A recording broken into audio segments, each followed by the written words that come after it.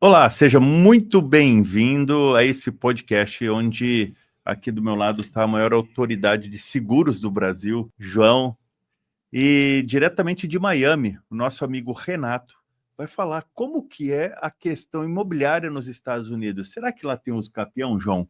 Será que Ótima lá tem pergunta. invasão de imóvel?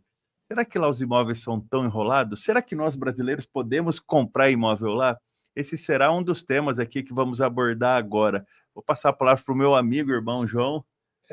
Primeiro, obrigado pela autoridade que você me colocou, mas vamos lá. O que eu também, para mim, interessante, o que é o mercado futuro, né? Como a gente vê o Brasil daqui, sei lá, 10, 20, 30, 50 anos, onde os seguros serão obrigatórios, onde a gente vai ter um seguro para cada residência, diferente do Brasil, que é só 10% das residências são seguradas, como é a garantia de um financiamento, se tem prestamista, se tem cobertura por morte, por acidente. Enfim, a gente vai tirar essas dúvidas. Renato é uma autoridade, ele está em Miami fazendo isso já há 8 anos, e toda a parte de financiamento com ele, na verdade não é financiamento, ele vai explicar a diferença, mas vai ser um papo bem interessante aqui. Vamos lá, Renato, com você, querido, se apresenta aí para essa galera que está ansiosa para saber aí como investir nos Estados Unidos, Boa. é possível isso? Enfim, se apresenta, querido. Muito obrigado, uma honra estar aqui. Obrigado aí, João, pelo convite, Marcel.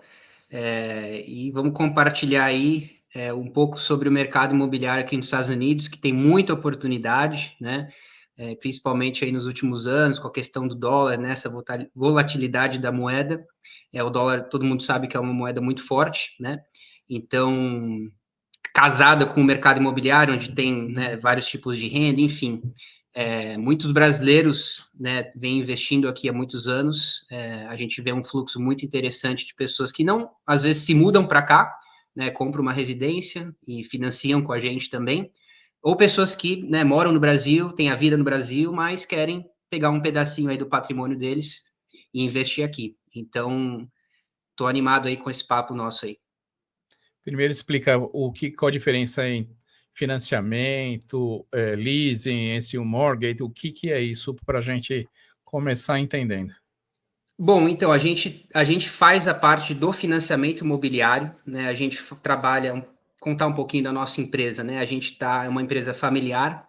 O meu sogro, ele começou a empresa, fundou a empresa em 1994, né? Então, ele está há mais de 30 anos nesse ramo, né?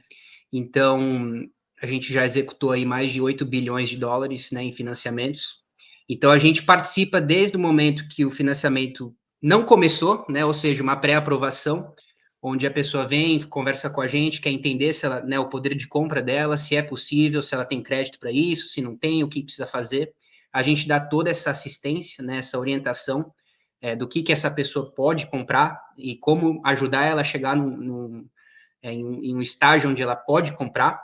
Então, a gente faz toda essa pré-aprovação, que a gente chama, que é importantíssimo, até o processo de aprovação do financiamento, até o funding, né, que a gente fala que é a execução, é onde o financiamento, é o dia que todo mundo está assinando ali feliz, comprando o imóvel. Então, a gente participa de todas as etapas da operação. A única etapa que a gente não participa é o serviço desse financiamento.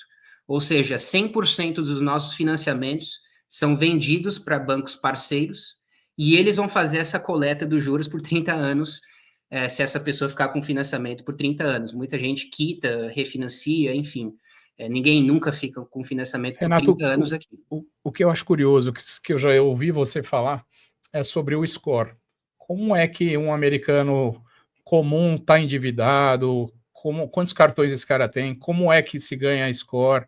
Como é que ele tem crédito? Porque a gente sabe que ele se endivida ao máximo, né? Então, quanto que ele tem que dar de entrada? E outra coisa, quanto que um americano normal tem que dar de entrada e quanto que o brasileiro tem que dar de entrada?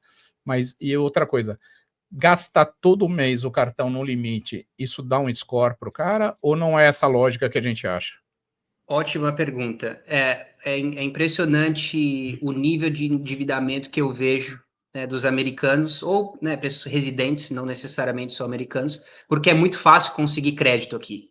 Seja para financiar um imóvel, seja para financiar uma empresa, seja para financiar a pessoa, né? Pegar um cartão de crédito ou 10.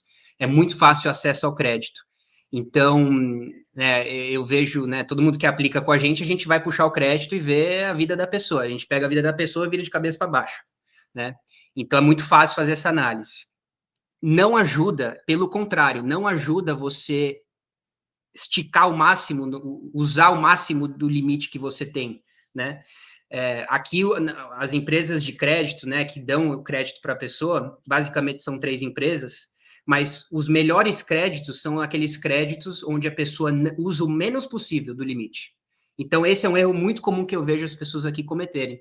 Às vezes a pessoa tem um cartão de crédito com um limite de $1.000 e usa $1.000. E aí, quando eu vou ver o crédito da pessoa, está muito baixo. E ela não entende o porquê. Pelo contrário, aqui é uma regra que a gente sempre fala, estar menos de 30%. Então, se a pessoa tem um cartão de crédito com limite, sempre está abaixo de 30% é o que vai garantir, é um dos pontos, né? Olha que vai garantir um crédito Sim. bom. Ô, Renato, deixa eu te fazer uma pergunta. Aqui no Brasil, eu tenho certeza que mais de 70% dos financiamentos imobiliários se dão por meio do sistema financeiro habitacional, que é o dinheiro que vem, entre outras coisas, do FGTS. E quem, vamos falar assim, gerencia é a Caixa Econômica Federal, empresa pública, né, Banco da União. Nos Estados Unidos tem a mesma lógica, ou seja, vou falar vulgar aqui, o governo empresta dinheiro ou, como aqui no Brasil, que a maior parte, é óbvio, os bancos privados no Brasil também oferecem linhas de crédito para financiamento, mas com juros, vamos dizer assim, mais elevados do que ofertados com esse dinheiro público, né, que é o sistema financeiro habitacional, a verdadeira Minha Casa Minha Vida também aqui no Brasil. Como que acontece nos Estados Unidos? Quais bancos? Existem bancos públicos fazendo isso aí? Ótima pergunta. Aqui é muito pulverizado, né? Então, a competitividade, né, o nível de competição entre empresas que executam financiamento imobiliário é muito forte. Você vai achar um a cada esquina, né? Então, é muito o mercado é muito aberto, né, para empresas que querem fazer um financiamento imobiliário. Não tem esse monopólio de banco. Lógico, tem os bancos mais conhecidos aqui. Você vai ter um Chase, vai ter um Wells Fargo, um Bank of America. Todos esses bancos, né, fazem financiamento imobiliário e acabam tendo maior parte né, do market share, porque as pessoas, às vezes, é por uma questão de conveniência, né? Eu sou cliente Chase, mas eu não faria um financiamento com eles, porque eles só me mostrariam uma opção, o que eles podem me oferecer. Trabalhando com, por exemplo, com a gente faz uma busca no mercado, ver qual que é a melhor taxa de juros, ver qual que é a melhor opção. Então, é muito pulverizado, né? Então, dá oportunidade para empresas né, crescerem, enfim, conseguirem... E bancos pequenos, né? Você tem até bancos minúsculos que Não, têm um funding próprio e conseguem fazer isso, né? Você tem empresa que nem escritório tem. É uma pessoa que tem o sonho de financiar e vira um broker, pega uma licença e começa a operar. Lógico, não vai operar num nível de empresa que, por exemplo, a gente tem uma estrutura com, né, todo um time de operação, o dinheiro a gente faz com o nosso próprio dinheiro, ele vai ser um simples broker, né? Ele vai fazer essa intermediação, mas também é possível. E qual o percentual de entrada para se comprar um apartamento de $500 mil? Perfeito. A questão da entrada que eu não respondi, agora eu vou responder. Para um americano, para um residente, né, que tem crédito aqui nos Estados Unidos, que tem renda, né, que tem a vida aqui, hoje você tem opções com 0 de entrada. 0%. Deixa eu te fazer outra pergunta, Renata, aproveitando. Aqui na média, pelo sistema financeiro habitacional, já que eu tenho muitos casos de alunos que acabam advogando aí para imóveis alienados fiduciariamente para a Caixa Econômica Federal, a média de taxa anual está entre 11%, já estava 9%, mas agora subiram para 11%. Qual mais ou menos a taxa anual de juros aí para financiamento habitacional? Hoje, eu diria uma média em torno de 7% no mercado de hoje. 0 de entrada, 7%, onde eu assino. Ano. Então, lógico, 0 de entrada vai ter um juros um pouco mais alto, porque é muito risco. Mas a maioria das pessoas hoje em dia, pelo menos aqui, estão dando 3,5%, 5%, às vezes 10%. Lógico, tem pessoas que querem dar 20%. Para brasileiro que quer comprar aqui, entradas a partir de 25%, tá? Mas aí tem um diferencial que a gente não olha crédito, a gente não vai olhar imposto de renda no Brasil, tem um outro tipo de aprovação muito mais fácil do que aprovar um americano. É interessante isso, né? Porque a gente olha menos coisa, por isso que a entrada é maior, a partir de 25%. E a garantia é o imóvel, e quando deu aquela quebra do Lehman Brothers, 2008. foi exatamente sobre isso. Pessoas sem capacidade com 3 imóveis financiados por 30 anos. Eu lembro um lavador de carro que ele tinha 3 imóveis, cada um $500 mil, e o cara ganhava 5 mil por mês. Existiu essa loucura. Como eles cortaram isso? Então, aqui é a garantia do imóvel, né? Porque um brasileiro que compra aqui, ele vai dar 25%, ele vai ter que mostrar para o banco que tem capacidade de pagar 12 parcelas mensais, então a gente vai querer ver um extrato de investimento, né, uma liquidez que cubra 12 meses da parcela mensal. Então, para o banco isso já é interessante, né? Pô, se alguma coisa acontecer, a gente sabe que essa pessoa tem capacidade de pagar 1 ano de financiamento. Junto com 25% de entrada, os bancos aqui se sentem confortáveis. Então, é bem tranquilo mesmo, né? Não tem nenhum tipo de colateral, né? Seja da empresa ou outro imóvel, não. E também é tranquilo para o banco depois tirar o imóvel? Porque aqui é um... Para aí, Marcel, me ajuda aí. Como é que é tirar um caloteiro? Deve ser difícil, Aqui essa parte eu já não estou envolvido, né? Porque já foge da nossa operação, a gente não faz o então, se a pessoa, um dos nossos clientes que fechou com a gente, se daqui 2 anos ele parar de pagar, não tem o que a gente não está mais envolvido nesse processo. Mas eu sei que não é brincadeira, não. se a pessoa não pagar, Era eles caem em previsível, né? cima. Que não é brincadeira. Com Eles certeza. caem em cima e dão prazos, e se não cumpre o prazo, tchau. Sensacional. Deixa eu te fazer uma pergunta, Renato. Desde a pandemia de 2020 até o ano passado, os indicadores imobiliários no Brasil cresceram muito, mais de 2 dígitos anos. Nos Estados Unidos, também acompanha esse movimento de crescimento do setor imobiliário ano a ano? 100%. Né? Tudo cresceu, né, no passado aqui. A gente vê o mercado de ações cresceu, né? Muita gente ganhou muito dinheiro. O imobiliário, ele meio que segue a parte, né? Não interessa como está a economia, você sempre vai ver o mercado imobiliário se sustentando, né? E aí, lógico, vai depender muito, né, da onde a pessoa está comprando. Lógico, Flórida é um mercado hoje muito visado no mundo inteiro, né? A gente vê muita gente de fora aqui. Você vem para Miami, você não vai falar inglês. Você vai falar ou espanhol, ou português, ou russo, ou alemão. Se quiser aprender inglês, não vem para a Flórida, né? A gente brinca. Então, você vê que o mundo inteiro está de olho na Flórida, tanto que as maiores empresas do mundo estão migrando para cá.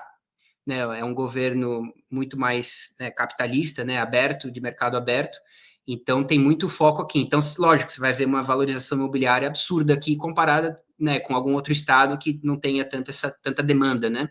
Se bem que você tem outros estados, né? Por exemplo, eu morei por 5 anos em Indiana, né? Que é um estado bem conservador, no meio do país, no meio do nada. E é um mercado muito estável. É excelente para investimento. Você vai ver um preço bem mais baixo, você vai ver uma porcentagem de aluguel mais interessante do que na Flórida, mas você vai ver a apreciação do imóvel não tão boa quanto aqui. Então, é um jogo, né? Vai depender do que a pessoa está buscando. É a mesma lógica, né? Ter um apartamento lá em Recife, beira-mar, e um no outro estado em um Miami pouco... não dá nem para chegar perto, né? Mas o que eu vejo é que tem estados, eu sei que o Colorado, tem um amigo nosso que mora lá, e o Colorado é o sonho de muitos americanos morar no Colorado, pelas montanhas, enfim. E aí cada estado tem a sua valorização lá nos Estados Unidos. E, Renato, agora explica a parte burocrática aí da documentação. O que vocês olham? A parte do imóvel. Para um brasileiro comprar aí, além dele pagar os 25% e mostrar a capacidade de pagar as 12 parcelas, o que mais é analisado, Renato? Perfeito. O que a gente vai olhar? Vocês já mataram esse ponto da entrada, né? para empresários, né, brasileiros que tenham empresa no Brasil, a gente pede uma carta do contador dessa pessoa, desse empresário, e o contador que vai botar qual que é a renda dessa pessoa né, da empresa nos últimos 2 anos. E é com essa carta que o banco aqui, que a gente vai conseguir aprovação. Ninguém vai olhar extrato bancário da empresa, ninguém vai olhar imposto de renda da empresa, imposto de renda no Brasil, ninguém vai olhar nada. Só vai olhar, aqui eles levam a palavra do contador muito a sério, aqui nos Estados Unidos. Tudo é o contador que resolve. Então, dessa forma, eles vão acreditar no contador do Brasil, no que ele colocar no papel ali. Então, essa renda que a gente vai olhar, qual que é a renda que a pessoa tem, que o contador falou, junto com o valor de entrada, e basicamente é isso, né? E aí tem muita gente que a pessoa vai ter que ter uma conta bancária aqui, né? Porque vai ter, né, todos os pagamentos vão sair de uma conta aqui dos Estados Unidos, e tem muita gente que gosta de fazer uma compra no nome de uma empresa, né? Por questões patrimoniais, né? Segurança e tal. E é possível, a gente consegue botar o título do imóvel em nome da empresa. Lógico, essa pessoa ainda está qualificando para o financiamento com a renda pessoal dela, né? Com o dinheiro que Sim, ela tem, sim. os trazos que a gente falou, mas dá para fazer essa proteção fechando o nome de uma empresa que a pessoa abriria aqui nos Estados Unidos, que é muito fácil, em questão de dias, né, essa pessoa consegue abrir uma empresa. Deixa eu te complementar uma dúvida aqui, depois eu já passo para o João falar de seguro aí. Querido, aqui no Brasil, para comprar qualquer imóvel acima de 30 salários mínimos, a burocracia determinada pelo Código Civil é ir até um cartório, tabelionato de notas, para lavrar um documento chamado escritura pública. Paga-se por isso, não é barato. Depois, pega esse documento de escritura pública, vai num segundo cartório de registro de imóveis, registra isso lá no cartório de imóveis. Como que são esses registros do imóvel? Você falou assim, não, porque vai titular, vai dar um título do imóvel para a pessoa. Como que funciona isso? Isso tem um cartório de registro aí? Ou é só um documento emitido pelo banco ou pelo ex-dono? Como que funciona isso? Perfeito. Até hoje eu não entendo como funciona o Brasil, porque meu pai é corretor aí há quase 30 anos. Já conversei com ele umas 50.000 vezes sobre isso. A gente gosta de conversar as diferenças, né, de mercado. E até hoje eu não entendo como funciona essa questão de matrícula e registro, não sei o quê. Mas aqui é muito simples. A pessoa vai fechar em todo o processo de compra, né, tenha financiamento ou não. Vai ter uma que a gente chama de Title Company, que é uma empresa de título, né? Que como se fosse o cartório, acho que no Brasil. E essa empresa que faz a intermediação, faz todo o processo, levanta a documentação, vai ter certeza que o imóvel está com tudo certinho, não tem nenhuma dívida, né, linkada nesse imóvel para o novo comprador. Então, essa empresa que vai fazer tudo, todo esse processo legal aí de verificação do imóvel, de título.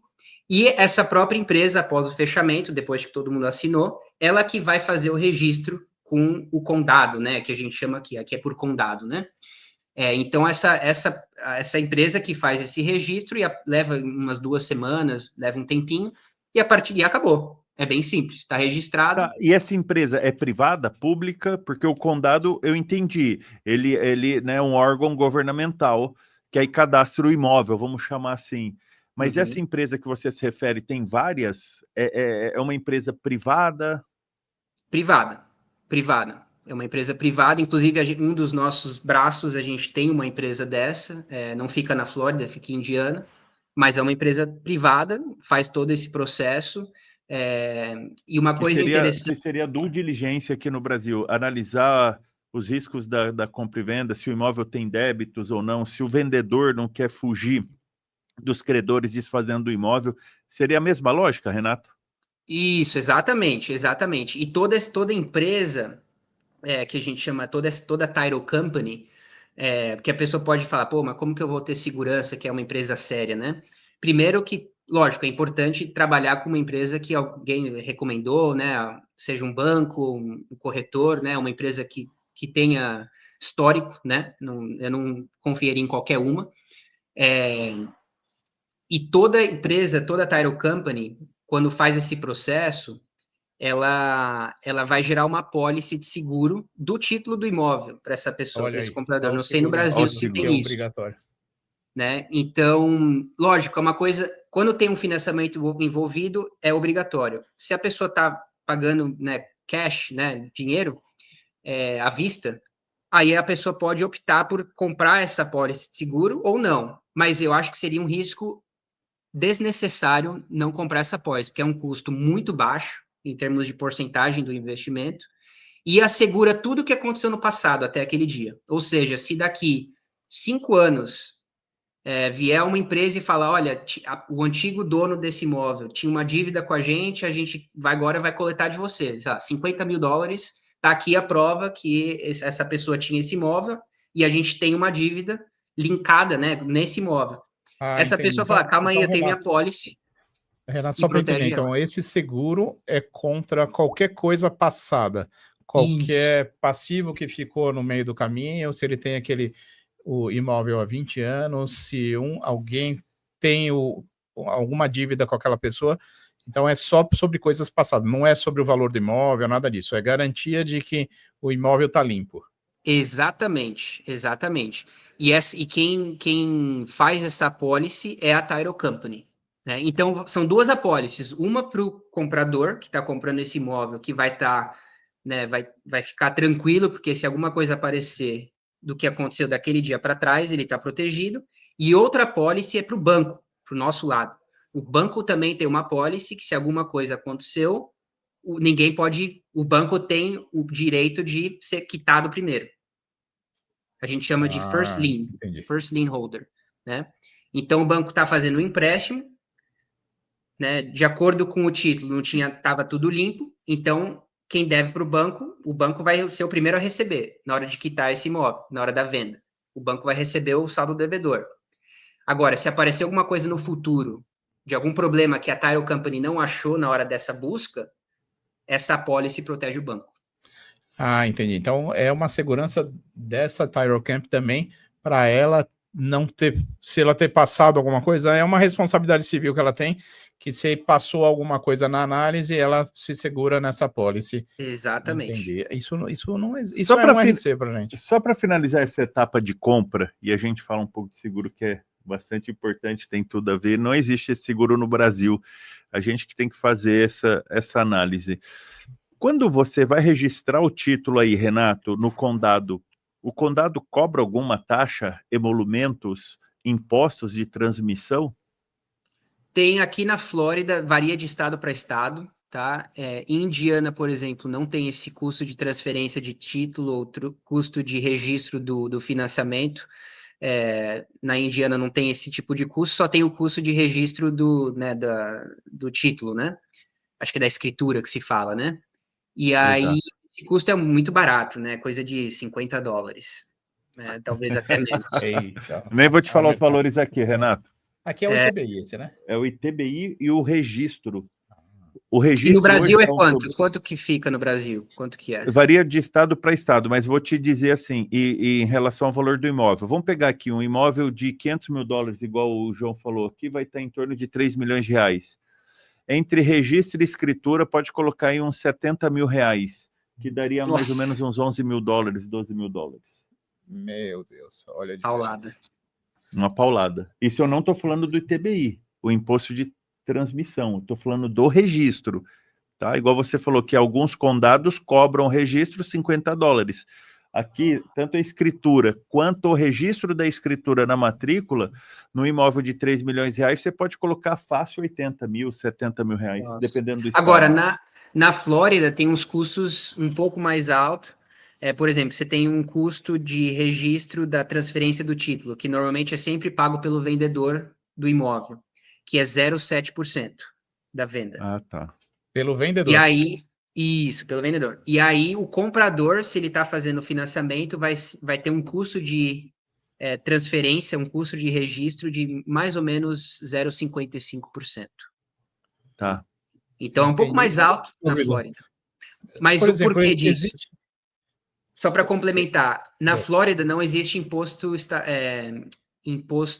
de renda pessoa física. Senão você não paga, eu não pago imposto de renda na Flórida porque eu sou residente. Então eles ganham dinheiro com essa transferência de imóveis, né? Isso é quando você está transferindo de um estado para o outro, é isso? Não, eu estou dizendo que na Flórida, é um estado que vem atraindo muita gente morar aqui, porque você não paga imposto de renda para a Flórida. Vários estados, por exemplo, Indiana, eu pagava 7% ao ano da minha renda.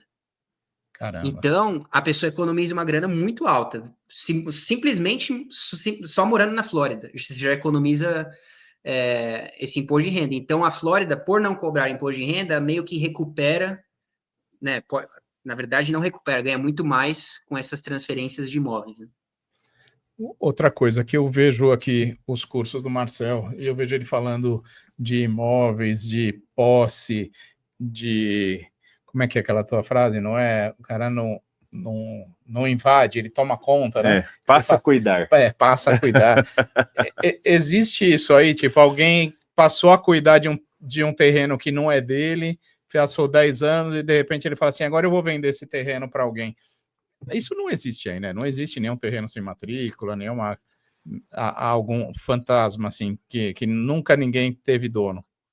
Olha, eu já escutei, se eu salvo engano, acho que num período de 7 anos, se você consegue comprovar que você pagou o IPTU por 7 anos, né, ocupou o imóvel, acho que tem alguns mecanismos aí de você fazer, acho que é uso capião, né, que se fala.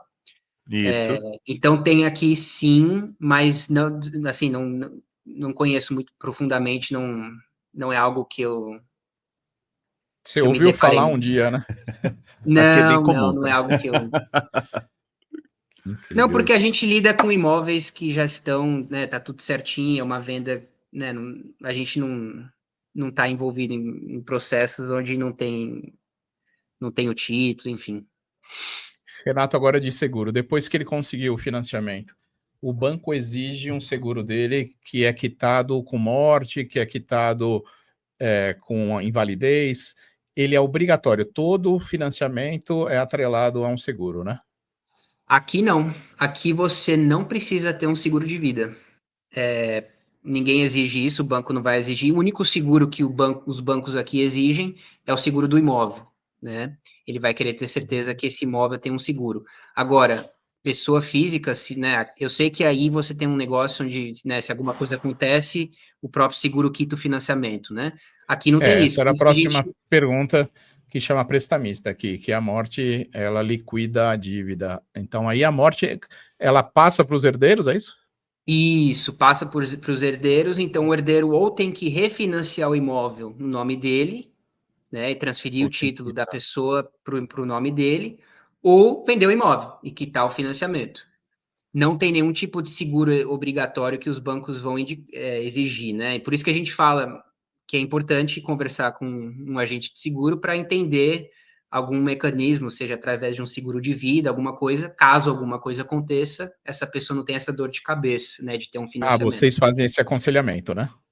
Sim, a gente não faz a emissão desse seguro, mas eu tenho parceiros que trabalham com seguro aqui na Flórida, né, em outros estados, que conseguem ter esse tipo de conversa com a pessoa, né? E quanto ao Mas já imóvel, foge do é nosso... obrigatório, né? 100% dos imóveis são segurados contra incêndio e todas aquelas responsabilidades civis que tem aí, né? Exatamente. Seguro do imóvel é 100% obrigatório. Não, a pessoa não vai conseguir fazer um financiamento sem pegar uma pólice de seguro.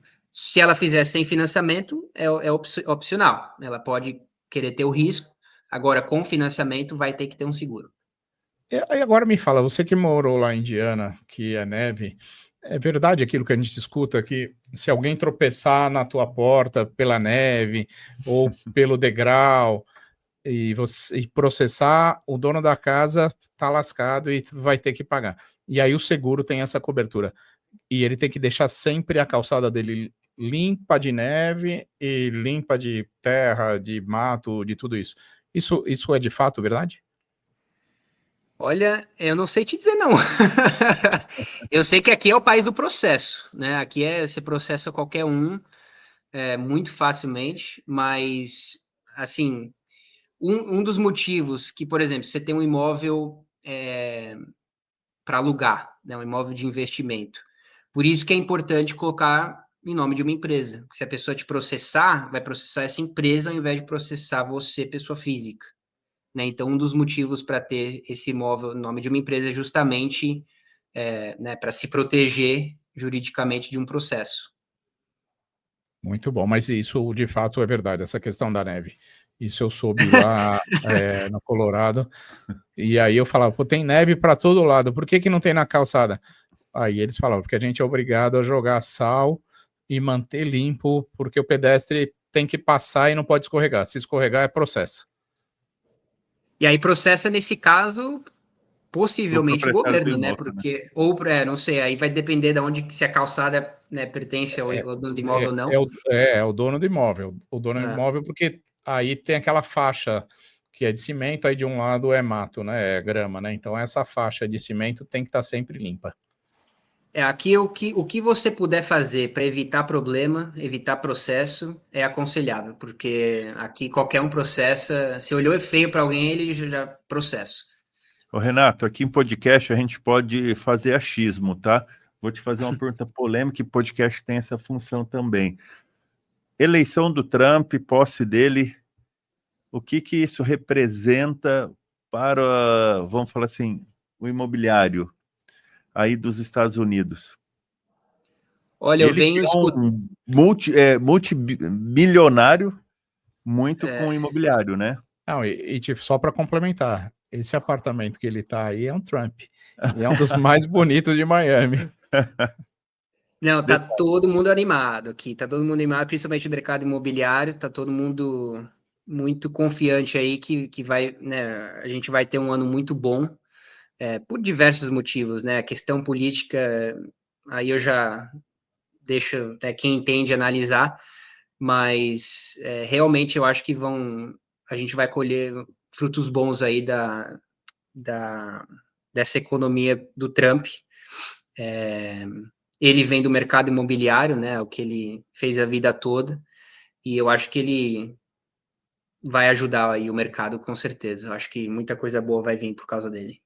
Ou seja, a gente pode dizer que agora é a hora de ligar aí e comprar um imóvel junto com vocês aí nos Estados Unidos, porque os próximos anos vai decolar, né? Depende, porque se ele taxar o Brasil, o dólar vai subir, aí cada hora fica mais distante. Dólar 7, 8...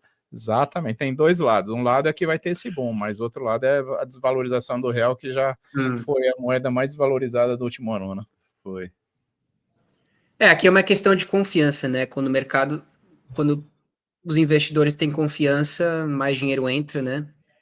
Mas eu tô muito confiante que o mercado imobiliário vai continuar crescendo, sem dúvida, principalmente na Flórida. Muito bom.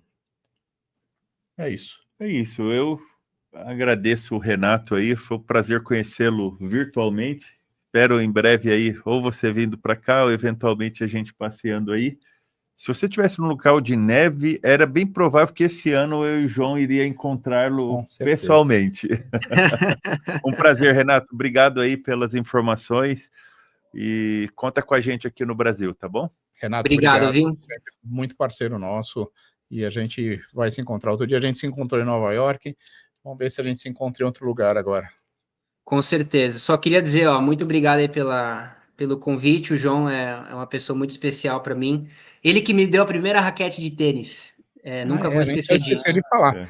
O Renato foi fazer faculdade. Isso é importantíssimo. Ele foi fazer faculdade nos Estados Unidos pela habilidade no tênis. Ele foi número 1 do Brasil. Aí ele foi ranqueado pela uma universidade muito boa lá. Ele fez toda a universidade nos Estados Unidos pelo tênis. Ele foi da NCAA, que é o National College, o número 1 em simples e em dupla. Um tremendo atleta.